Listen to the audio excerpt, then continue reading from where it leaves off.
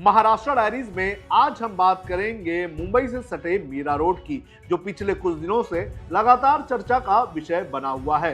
जहां पर आज महाराष्ट्र नवनिर्माण सेना के कार्यकर्ताओं ने बड़े पैमाने पर विरोध प्रदर्शन किया। ये विरोध प्रदर्शन उन मारवाड़ी व्यापारियों के खिलाफ था जिन्होंने कुछ दिनों पहले मीरा रोड बंद किया था और मनसे की कार्रवाई को गलत बताया था। इसके अलावा बात करेंगे बीजेपी के बिहार के चुनाव प्रभारी निशिकांत दुबे के उस बयान की, जिसमें उन्होंने कथित तौर पर महाराष्ट्र के लोगों को पीट कर मारने की बात कही थी। इस पर किस तरह से महाराष्ट्र के मुख्यमंत्री देवेंद्र फडणवीस ने रिएक्शन और निशिकांत दुबे को नसीहत देने का काम किया है।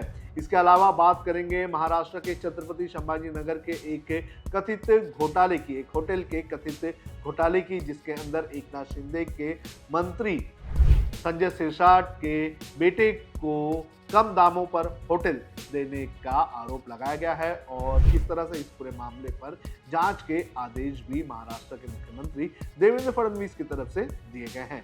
चलिए विस्तार से इन तीनों खबरों पर चर्चा करते हैं। नमस्कार, आप देख रहे हैं लोकमत हिंदी। मेरा नाम है सोनू कनौजिया।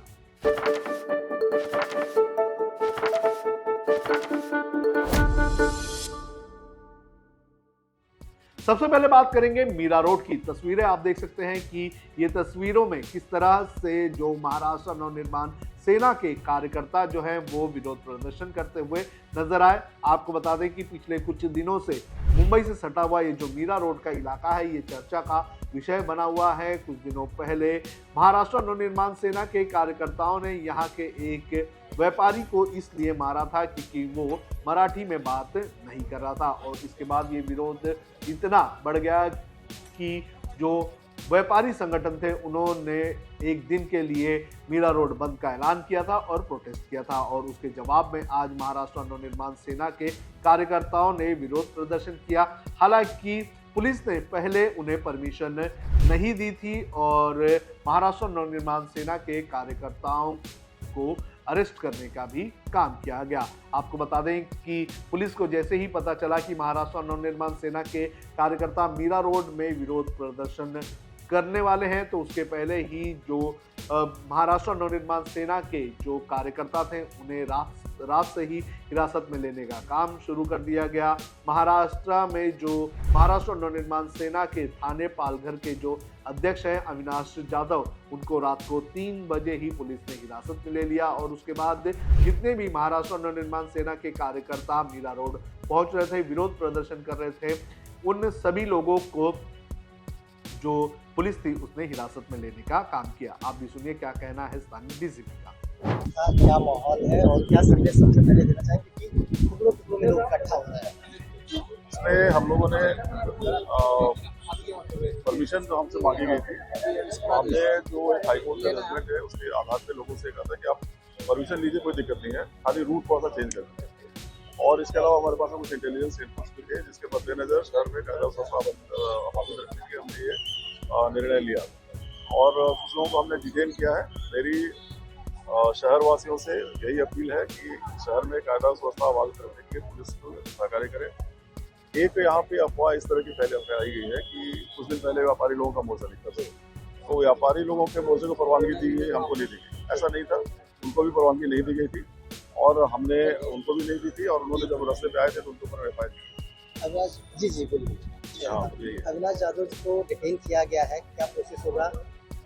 मोर्चा खत्म होने तक उनको हिरासत में रखा जाएगा? कुछ लोगों को हमने डिटेन किया है और कब तक है उसका निर्णय हम लोग लेंगे। वहीं इस पूरे मामले में एक और चीज नई हमें देखने मिली, जहां पर महाराष्ट्र नवनिर्माण सेना के कार्यकर्ता विरोध प्रदर्शन कर रहे थे, वहीं दूसरी तरफ प्रताप सरनाइक जो कि एकनाथ शिंदे की पार्टी के नेता हैं और सत्ता में बीजेपी के साथ में हैं, उन्होंने पुलिस की कार्रवाई पर सवाल उठाया। प्रताप सरनाइक ने मीडिया से बात करते हुए ये कहा कि होम मिनिस्ट्री ऐसा क्यों कर रही है। होम मिनिस्ट्री को ये पहले सोचना चाहिए था कि जब 6 तारीख को मारवाड़ी व्यापारियों ने विरोध प्रदर्शन किया था तो उस वक्त पुलिस ने उन्हें क्यों नहीं रोका, और आज जब मराठी लोग मराठी के मुद्दे पर मीरा रोड में विरोध प्रदर्शन कर रहे हैं तो उन लोगों को गिरफ्तार करके हिरासत में लिया जा रहा है। तो ऐसे में उन्होंने होम मिनिस्ट्री पर सवाल उठाया। उसी होम मिनिस्ट्री में उन्होंने सवाल उठाया जो उनकी साथ ही पार्टी के अंतर्गत आती है। तो ऐसे में ये भी कहा जा रहा है कि मराठी के मुद्दे में कहीं ना कहीं बीजेपी और एकनाथ शिंदे के बीच भी हमें दूरियां देखने मिल रही हैं। कहा जाता है कि बीजेपी जो है वो मारवाड़ी गुजरातियों को संरक्षण दे रही है और दूसरी तरफ एकनाथ शिंदे की पार्टी जो है वो अब राज ठाकरे, उद्धव ठाकरे के मराठी मुद्दे में इस वक्त घुसती हुई नजर आ रही है। देखना ये जरूरी है कि अब ये आंदोलन किस तरह से आगे बढ़ेगा और किस तरह से इस पूरे मामले को लेकर जो महाराष्ट्र नवनिर्माण सेना के कार्यकर्ता हैं उनके ऊपर एक्शन लिया जाएगा। अब बात करते हैं बीजेपी के बिहार के चुनाव प्रभारी निशिकांत दुबे की, जिन्होंने कल एक बयान दिया था। उस बयान में उन्होंने महाराष्ट्र की राजनीति पर कमेंट किया था।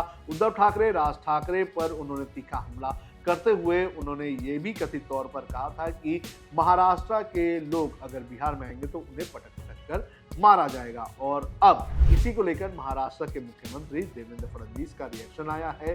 देवेंद्र फडणवीस ने इस पूरे मामले पर निशिकांत दुबे का कहीं ना कहीं पक्ष भी लिया है और उन्हें एक तरह से नसीहत भी देने का काम किया है। आप भी सुनिए क्या कहना है देवेंद्र फडणवीस का। निशिकांत दुबे यांचं जर तुम्ही पूर्ण ऐकलं तर ते संघटनेच्या संदर्भात बोलले आहेत। ते मराठी माणसाला त्यांनी सरसकट त्या ठिकाणी म्हटलेलं नाही। तथापि माझं मत असं आहे की अशा प्रकारे बोलणं योग्य नाही आहे, कारण त्याचे जे अर्थ निघतात ते अर्थ हे लोकांच्या मनात संभ्रम तयार करतात। तो देवेंद्र फडणवीस ने ये कहीं ना कहीं जस्टिफाई किया है कि निशिकांत दुबे ने जो बयान दिया है वो बयान महाराष्ट्र नवनिर्माण सेना के कार्यकर्ताओं को लेकर था, ना कि महाराष्ट्र की ओवरऑल जनता को लेकर था। तो इस तरह से कहीं ना कहीं डैमेज कंट्रोल करने का काम बीजेपी के नेता और महाराष्ट्र के मुख्यमंत्री देवेंद्र फडणवीस ने किया है। अब बात करेंगे महाराष्ट्र के छत्रपति संभाजी नगर के एक होटल की नीलामी की, जिसको लेकर जांच के आदेश महाराष्ट्र के मुख्यमंत्री देवेंद्र फडणवीस की तरफ से दे दिए गए हैं। और इस जांच के आदेश के बाद एकनाथ शिंदे की शिवसेना को बड़ा झटका लगा है। आपको बता दें कि पिछले कुछ दिनों से जब से नई सरकार महाराष्ट्र में बनी है, देवेंद्र फडणवीस मुख्यमंत्री बने हैं, तब से ही देवेंद्र फडणवीस एकनाथ शिंदे द्वारा लिए गए कई फैसलों की जांच के आदेश दे रहे हैं। और इसी कड़ी में अब विट्स होटल जो कि छत्रपति संभाजी नगर में है, उसकी नीलामी को लेकर जांच के आदेश दे दिए गए हैं। दरअसल महाराष्ट्र विधानसभा में शिवसेना यूबीटी के नेता अंबादास दानवे ने विट्स होटल की नीलामी का मुद्दा उठाया था और उन्होंने बताया था कि 2008 में इसकी नीलामी की प्रक्रिया शुरू हुई थी और उस वक्त लगभग 80 करोड़ रुपए इसकी नीलामी की रकम तय की गई थी। लेकिन 2024 में इसकी फिर से नीलामी की गई, लेकिन उस वक्त वैल्यू होनी चाहिए थी लगभग 150 करोड़। लेकिन जब इसका टेंडर इशू किया गया तो एक ऐसी कंपनी को इसको दे दिया गया जो एकनाथ शिंदे के मंत्री संजय सिरसाट के बेटे की है। और इसके बाद जब ये बयानबाजी हुई तो देवेंद्र फडणवीस ने इस पूरी नीलामी प्रक्रिया के जांच के आदेश दे दिए और अब इस पूरी प्रक्रिया को एक तरह से रोक दिया गया है और कहा जा रहा है कि जांच में जो भी दोषी पाया जाएगा उस पर कार्रवाई की जाएगी। दरअसल ये जो विट्स होटल है, इसकी नीलामी के लिए जो 3 कंपनियों ने टेंडर डाला था, उसमें से एक कंपनी जो थी वो थी संजय सिरसाट के बेटे सिद्धांत सिरसाट की। और प्रक्रिया पूरी होने के बाद 70 से 80 करोड़ रुपए का उन्होंने अपना बजट रखा था और फिर इस संजय सिरसाट के बेटे की कंपनी को इस होटल का टेंडर दे दिया गया और उसके बाद विधानसभा में ये सवाल उठाया गया और सवाल उठाने के बाद अब जांच के आदेश दे दिए गए हैं। तो बहरहाल देखना ये जरूरी है कि जांच में आगे क्या निकलकर सामने आता है। तो महाराष्ट्र डायरीज में आज के लिए इतना ही। देश और दुनिया की खबरों के लिए आप देखते रहिए लोकमत हिंदी।